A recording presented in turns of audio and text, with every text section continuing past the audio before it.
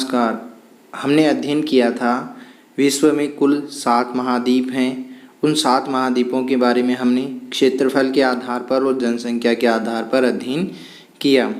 अब हम एक एक महाद्वीप के जो भी देश हैं उनके बारे में अध्ययन करेंगे।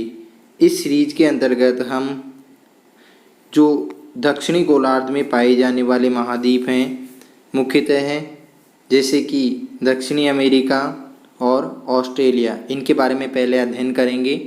तो आज की सीरीज में हम अध्ययन करने वाले हैं दक्षिणी अमेरिका, जिसके अंतर्गत कौन कौन से देश आते हैं और ये विश्व से किस प्रकार अलग होता है।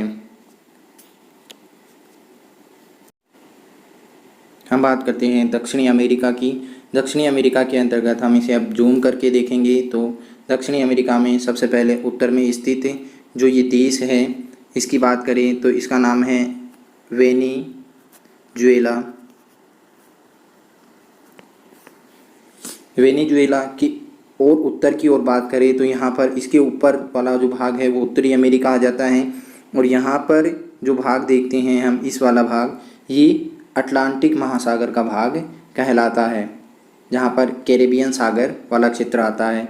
इसके बाद हम दूसरे जो देश की बात करते हैं, यहाँ पर स्थित है ये वाला जो देश है उसे बोला जाता है कोलंबिया।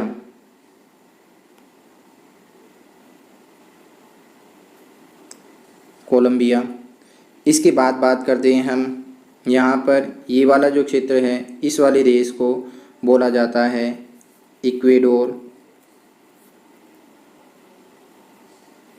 इक्वेडोर क्योंकि यहाँ से इक्वेटर रेखा, जिसे हम भूमध्य रेखा कहते हैं, वो गुजरती है, इसे इक्वेडोर कहा जाता है। इसके बाद हम बात करते हैं और देशों की, तो यहाँ पे बात करते हैं ये जो देश है इसे बोला जाता है गुयाना। गुयाना के बाद यहाँ पर ये जो देश दिखाई दे रहा है इसे बोला जाता है सूरीनाम। सूरीनाम। सूरीनाम के बाद यहाँ पर एक छोटा सा देश और दिखाई देगा, ये वाला जो क्षेत्र आता है इसे बोला जाता है फ्रेंच गुयाना। मुख्यतः ये वाले जो क्षेत्र देश आते हैं इनकी बात की। अब बात करते हैं हम नीचे की ओर आने पर, तो यहाँ पर देखते हैं दक्षिणी अमेरिका का सबसे बड़ा जो देश है वो ये वाला क्षेत्र, जिसमें आ जाता है ब्राज़ील। ब्राज़ील के बाद बात करते हैं हम यहाँ पर, ये जो देश है वो आ जाता है पेरू। पेरू के बाद यहाँ पर हम बात करते हैं ये वाला जो देश है वो आ जाता है बोलीविया।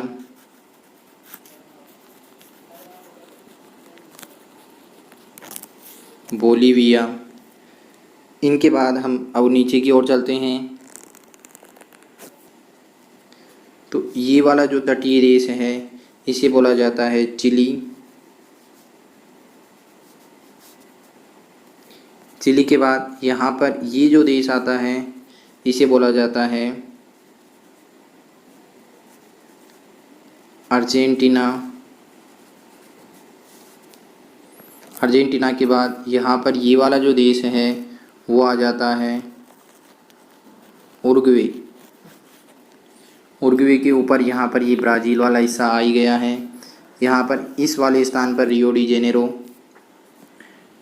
इसके बाद हम बात करते हैं ये जो देश है ये है प्रागवे।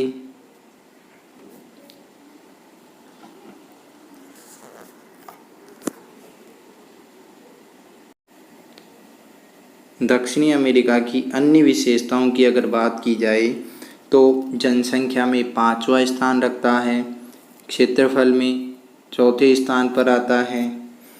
इस जो महाद्वीप है उसमें से भूमध्य रेखा व दक्षिणी जो 23.5 डिग्री मकर रेखा है वह गुजरती है। तो हम बात करते हैं यहाँ पर जो भूमध्य रेखा है वो किन किन देशों से गुजर रही है। तो अगर भूमध्य रेखा की स्थिति देखें तो वो कुछ इस प्रकार दिखाई देगी, जो 3 देशों से होकर गुजर रही है। इसमें मुख्य जो देश हैं वो पहला जो आएगा उसे बोला जाएगा इक्वेडोर।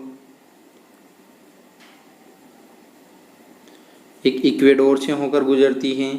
दूसरा यहाँ पर ये जो देश आता है वो आ जाता है कोलंबिया।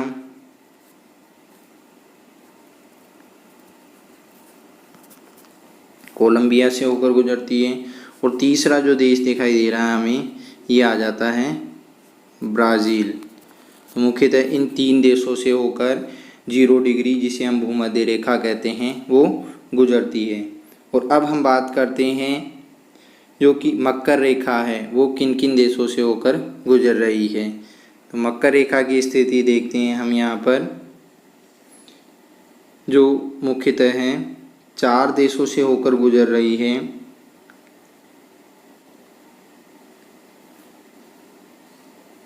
और इसकी स्थिति लगभग यहाँ से होकर गुजरती है। इसमें कौन कौन से देश आ जाते हैं?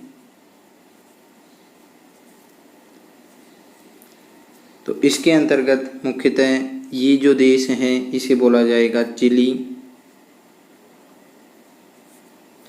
इसके बाद दूसरे नंबर पे ये जो देश आएगा उसे बोला जाएगा अर्जेंटीना। इसके बाद हम बात करते हैं यहाँ पर जो देश आता है वो है प्रागवे। और ये जो है ये देश जिसकी बात करते हैं हम वो आ जाता है ब्राज़ील। तो इन 4 देशों से होकर मकर रेखा गुजर रही है।